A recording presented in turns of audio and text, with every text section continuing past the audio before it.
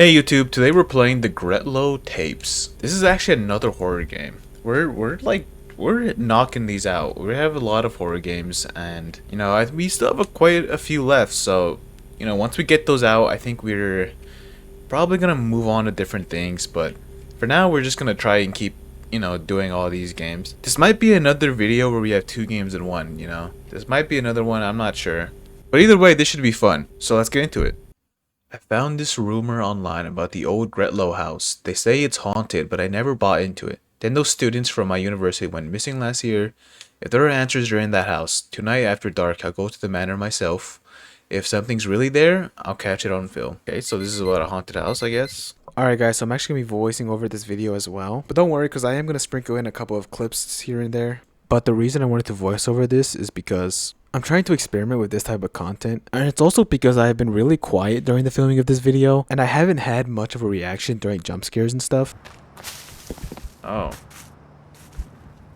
That was a deer. Yeah, not that crazy of a reaction. And I also don't like faking reactions, so I don't really want to, put on this over-exaggerated voice and just fake my shit, because that's just not me. Like, I could never get myself to do stuff like that. But anyways, let me give you a quick rundown about everything that's been happening so far. So you basically wake up in your room and you're looking for this mansion because there's like a couple people that gone missing, and you're basically just going to explore it. I forgot exactly why you're going to do it. I think you're just like looking for the people or looking for the tapes or whatever. But you basically arrive there and see someone wandering around in the back, looking all suspicious like. And when you get to the entrance, you realize that the gate is locked. And from there, you climb over the gate, looking for a way in. And while inside, you find a key hidden in a little compartment beside the house, from which the key leads to a shack that closes behind you as you enter. And from there, you find a trolley jack that you use to escape. And while outside, you actually see the man who trapped you, to which he then vanishes, and you actually find a hidden window beside the house, to which you use to get in. I feel like this is just a stupid idea. Why would we go in here? What are we even doing here in the first place? Just to like look around?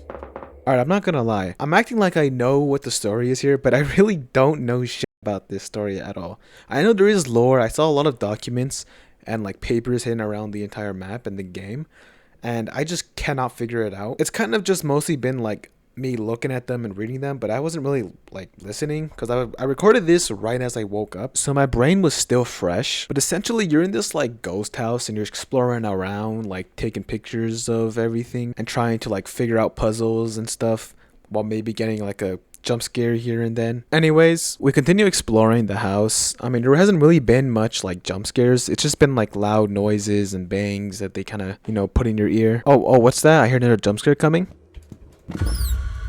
Oh. As you can tell, I was terrified in this house. And yes, this is basically how all the jump scares went. And while I was searching the house, I found a couple things like a ballerina and a missing handle. But anyways, I kept exploring until I eventually found the stairs that led up to the second floor. To where, we're looking around, trying to open doors, whatever, the usual. We end up finding this girl beyond this door that's locked. And we can see her shadow just standing there, so we know there's someone in this house and whatever. We also find this bathroom door just like slightly open after that, so we decided to go in and I guess just look around. And while we're actually looking around, we find a key to the cabinet and we see someone in the door frame. Cabinet key. Oh. Who's that? Hey, who's over here? All lights shut off again. So we then open the cabinet with the key and find a note inside of it, to which I'm just going to save you the headache of reading. And after that, we actually see a box fall from the fridge to where we find the key inside of it, to which I first thought led to like this random door that's just barricaded up with like tape, but it actually isn't. And instead, if we make our way back upstairs, it actually is the last door in the hallway that the key leads to which after we open the door, we hear a piano play in the background. I like this music, bro. And when we follow the music, it actually leads us to the music room where a piano is playing by itself. And it's also the room where we find the handle. Ooh, the handle. So we need it. We then use the handle to open the drawer. And that's where we find the key for the other room upstairs. And we also see the TV turn on behind us, to where we look around and we see this. That's probably upstairs as well. Oh. What are you? After that, we make our way upstairs to where we finally open the door and we find a baby crib in the corner of the room with crying noises coming from it.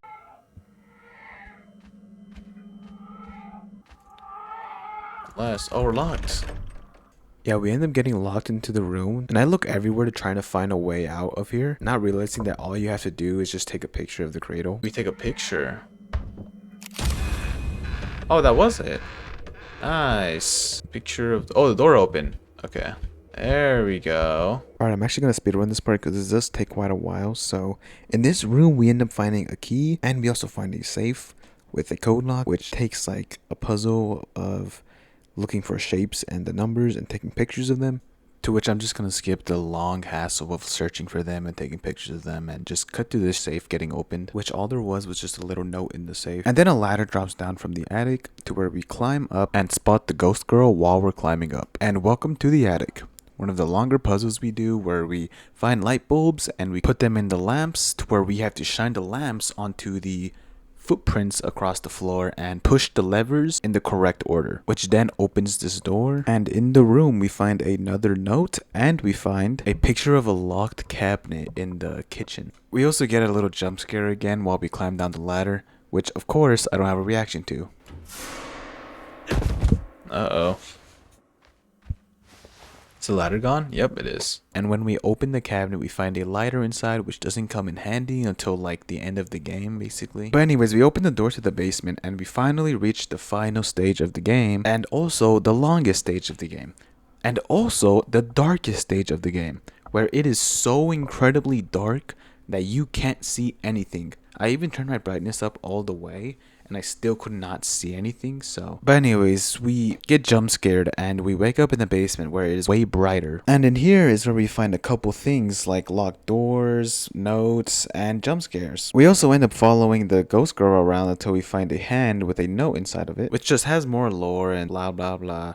I don't know, I don't really read them, but we also find pliers and open the locked doors, to which we then have to explore, which, you know, obviously takes a while and whatever of just us exploring. So, you know, there we go. Find some rooms, some cool things, I guess. A note that we just read for a while. We then keep going until we find a room with a TV and a bunch of clogs that are missing from this contraption here. We then end up looking for them for like 10-15 minutes until we find them all, and then we unlock the door. And in the room we end up finding a sledgehammer like on a wall, which we would need to break the walls of the other parts of the house that we found. We're getting close to the end here, boys. Stay tuned. Yeah, I couldn't have been any more wrong. We literally searched for 20 minutes trying to find the way out of here. I could not physically find the next point of the game, and I was searching for 20 minutes until I eventually just gave up and searched it up. And this is in 10 times speed, by the way, and we're still not even halfway through the time lapse, so we're gonna be here for a while. And so while we're waiting, I actually want to explain a few things. I do want to mention how I do not know anything about this game, alright? The moment I played it through the end of the game, I pretty much learned nothing. I learned a couple of things. Apparently there's like a family, there's a fire, and then there was like I think a caretaker for like a kid, and I think the kid died, and I think the caretaker is the ghost, I believe. I don't know. Someone out there probably does a better job explaining it, but this is just kind of to preview my experience of the game and, you know, what I went through and, you know, what I thought about it. And overall, so far, I would say it actually is pretty good.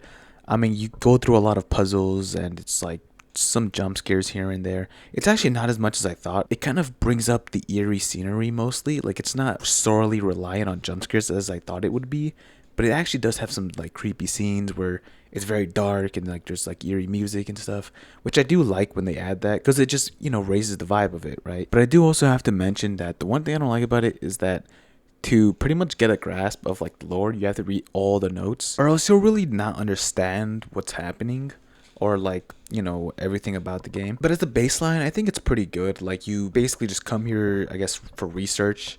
You get stuck in here, you're trying to escape, and, you know, maybe you find some clues and you find lore throughout the game. But anyways, here's the end part where we find out what to do. Alright, so I searched it up. Is there a... Oh my god, dude. There's a breakable floor here. Guys, how are you ever supposed to find that out? How are you ever supposed to find that out? Oh my god. Oh.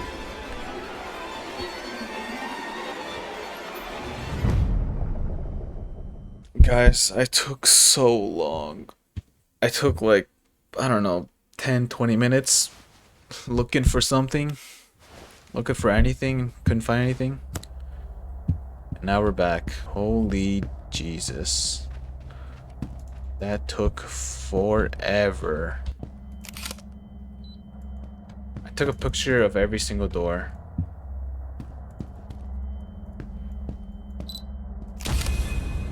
Okay. For some reason that just didn't work last time, but now it does. Alright, so for some quick context, apparently in this last part, you're supposed to take a picture of every single door that has these like burnt hands on them. But when I first did it, nothing happened. I took a picture of like 3 different doors like 5 times and didn't do anything. I think you're supposed to take a picture of this door first. But I did take a picture of it previously and it just didn't do anything. And I guess now all of a sudden it just worked. But anyways, after we opened the doors, we got a bunch of items from there. I guess these doors just led us to like previous parts of the map. And we got a bunch of items for the next part. And the items are probably associated with the actual lore itself. But I didn't really dive too deep into it. So I actually don't know exactly why these items are these items. Oh, that actually kind of scared me.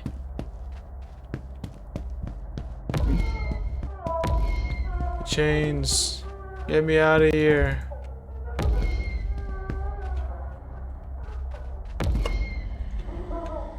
I'm putting the items down. Am I supposed to take a picture of all these? Oh, yep, I am.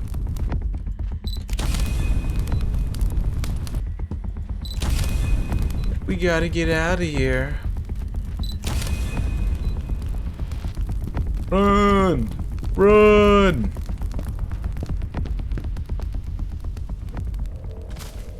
Dramatic ass jump, okay.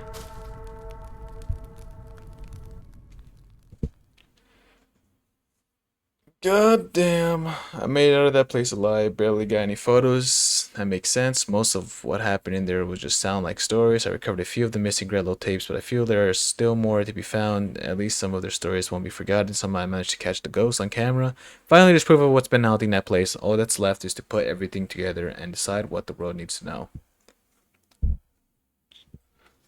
Oh, it's too bad I couldn't get all the tapes. Okay, so I should probably provide context here. There were like 4 tapes you were supposed to get as like collectibles, but I couldn't get them all because I had no idea where like the last one was. I looked everywhere and I couldn't find it, but you know, we got the most as what we could and I'm pretty proud of it. 2 out of 10 evidence photos? Ooh, yeah, I probably should take it more then. That's crazy. Alright, well, that was good. That was a good game. It's actually better than I thought it was gonna be. It is kind of confusing. Especially that like last area where you had to like break the floor. That was stupid, bro.